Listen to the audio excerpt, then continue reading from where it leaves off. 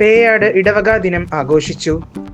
പേയാട് ഇടവകയിൽ പുതിയ പള്ളി സ്ഥാപിച്ചതിന്റെ 20ാം വാർഷികവും ഇടവക ദിനവും ഒക്ടോബർ 15 ബുധനാഴ്ച ആഘോഷിച്ചു.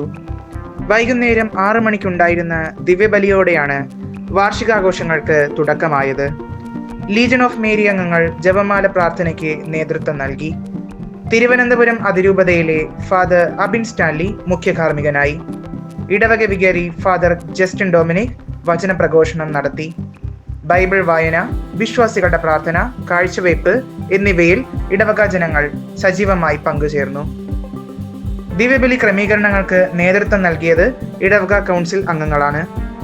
ദിവ്യബലിക്ക് ശേഷം സംഘടിപ്പിച്ച കലാവിരുന്നിൽ വിവിധ BCC യൂണിറ്റുകളിൽ നിന്നും മതബോധന യൂണിറ്റിൽ നിന്നുമുള്ള കലാപരിപാടികൾ അവതരിപ്പിച്ചു. ഈശ്വര പ്രാർത്ഥനയോടെ ആരംഭിച്ച കലാവിരുന്ന് ഫാദർ ജസ്റ്റിൻ ഡൊമിനിക് ഉദ്ഘാടനം ചെയ്യുകയും father Abin Stanley, mother superior sister ലൈസ മേരി എന്നിവർ ആശംസകൾ അർപ്പിക്കുകയും ചെയ്തു.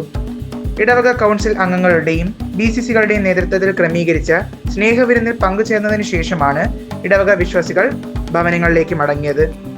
കലാവിരുന്ന് ഇടവക വിശ്വാസികളുടെ ഒത്തൊരുമയുടെയും സ്നേഹം പങ്കുവെക്കലിന്റെയും ആഘോഷകരമായ നിമിഷങ്ങൾ സമ്മാനിച്ചു.